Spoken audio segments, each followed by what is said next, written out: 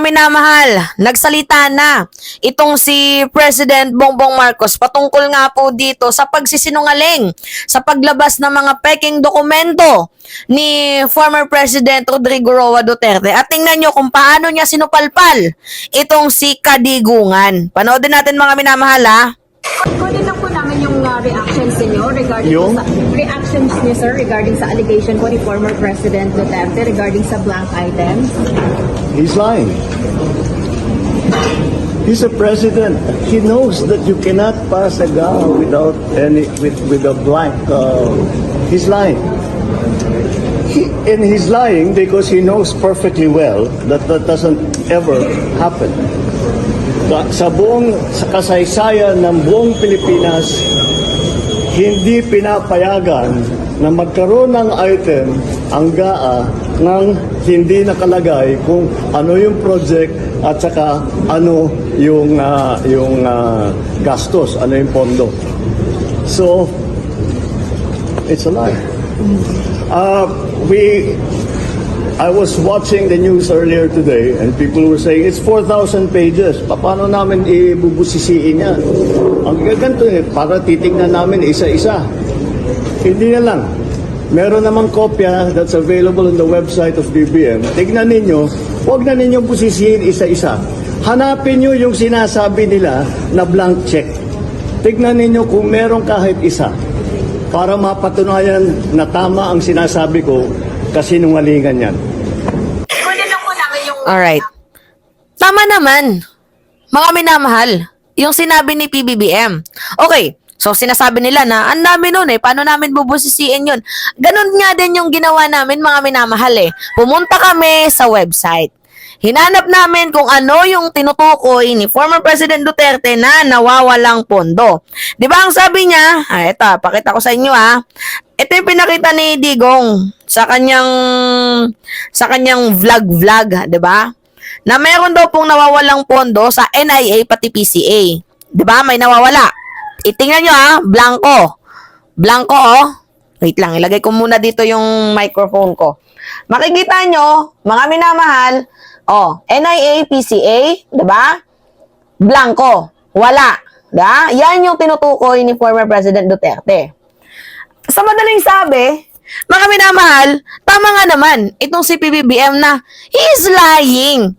Because in the first place, hindi ka pwedeng magpasa sa batas, hindi ka pwedeng magpasa sa GAA ng isang budget na wala kang paglalaanan or blanco.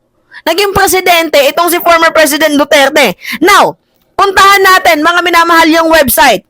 Tingnan nyo, ipapakita ko sa inyo paulit-ulit. Ano yung nawawala? PCA. Tingnan nyo PCA. Philippine Coconut Authority. Nakikita nyo, napakalinaw. Philippine Coconut Authority. Magkano yung nailaan na pondo, na budget? Nakikita nyo naman very clear. Merong budget, merong pondo, hindi nawawala. Ito pa, yung National Irrigation Administration. Yan, di ba? Yung nawawala, NIA. Magkano yung pondo ng NIA? Mga minamahal, kitang-kita 69 billion pesos. Alright. Di ba?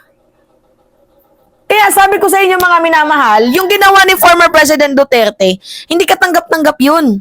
Hindi ko alam kung bakit tinotolerate ng INC.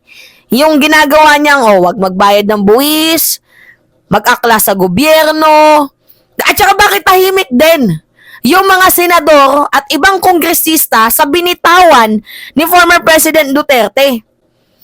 Diba? Pag kasi, sabi nila, may naman kasi yan, napirmahan na nga ng presidente. Oo nga, napirmahan ng presidente. Tingnan nyo na nga lang kasi yung website ng GAA.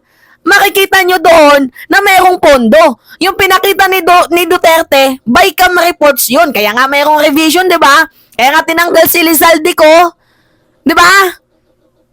Natatandaan ninyo? Yun yung reason ata kung bakit tatanggal itong si Lizalde ko. Kasi mayroong mga budget, na nilulusot.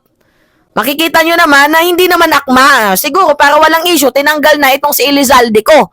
Kaya nga 10 days pa bago po pinirmahan ni PBBM Since nung inilabas yan ni Elizalde ko, I mean yung budget na yan, 10 days bago pinirmahan ng ating presidente. 'Di ba? O, pinaalam niya yan sa kanyang economic advisor, kung ano yung i-veto, ano yung i-revise, ano yung aanuhin dyan. 'Di ba? Ginawa ng ating presidente lahat. Well, medyo may pressure din naman talaga dito. Alam natin yan. Pero mga minamahal, makikita nyo naman kung bubusisiin ninyo yung nasa report ng GAA, makikita nyo may budget. Maybe yung pinakita ni Digong, it is just a scratch. Diba? Oh. Ngayon, na nagsalita ang ating presidente, he is lying. Ano naman na magiging response nito ni Digong? Kung hinahanap ninyo yung nawawala na blanco na budget na yan, puntahan nyo na lang yung yung 2025 JA. Huwag nyo nang busisihin lahat. Tama naman yun eh. Hanapin nyo na lang yung tinutukoy niyang blanco kasi yan nga yung tiningnan nila eh. Blanco daw, diba? Oh, yung dalawang tinutukoy niyang blanco, hanapin ninyo, makikita nyo doon. Lahat ng reports. Di ba nakakaloka itong si former President Duterte? Yung message niya kasi, malinaw yun na panghihikayat na talaga sa ating mga militar na umaklas. Pure demolition, job and assassination, character assassination yung ginagawa nila sa presidente. Yun lang naman talaga yung pinaka gusto nilang imensahe doon. Biruin mo, naging presidente ka, imposibleng hindi mo alam yun. Hindi ka talaga pwedeng gumawa lang ng blankong papel, pipirmahan mo? Hindi pwede yun, naging presidente ka eh. Diba? At saka kung tinutukoy nila na mayroong blanco, tingnan nyo na lang sa General Appropriation Act. Diba? Sa budget, tingnan ninyo. Kaya nga sabi ko sa inyo, kapag maniwala kayo kay Digong, parang kumain lang kayo ng isang tae. Diba?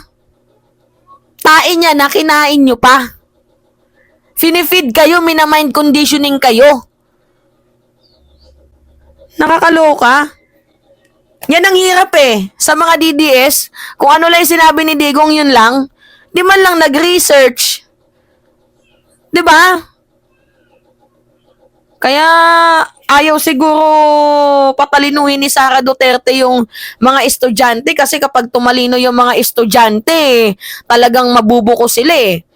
Diba kaya hindi ata binibigyan ni Sara Duterte ng maayos na pamamalakad dati yung Department of Education kasi ayaw niyang tumalino yung mga kabataan kasi pag tumalino, tingnan ninyo, yung mga fake news nila, nadidebunk natin. Nakakaloka. Alright, mga minamahal. Kayo, ano yung masasabi ninyo? Oh, supalpal na naman itong si Digong. Yan, malinaw oh. Tingnan niyo, pakita ko sa inyo di ba? Di ba? Meron naman Ewan ko lang dito kay Digong kung ano yung lumalabas sa bibig niyan. Ano yung mga ka-fake newsan. Alright, mga minamahal. Supalpal na naman itong si Digong tapos pinakita pa natin. Tayo kasi, meron tayong pinakitang ebidensya na meron niyang budget. Sila, scratch yung pinakita nila, draft. Diba? Ng bicameral kasi yun, may revision yun. Alright, pahingi lang ako mga minamahal ng comments, likes, and share. At paki-subscribe na rin po itong ating YouTube channel para nang sa gayon makatulong po kayo sa ating algorithm at ma-achieve natin mga minamahal ang 300,000 subscriber. As of the moment, nasa 260k na tayo. So, 40,000 na lang po mga minamahal. Sana ma-achieve natin yan pagdating ng bago magmayo. Sikapin natin na ma-achieve natin bago magmayo na maka 40,000, madagdagan tayo ng 40,000 sa ating minamahal channel. Alright, mga minamahal, it's me again, Alicia nyo, at nagbabalik ulit para sa ating panibagong video.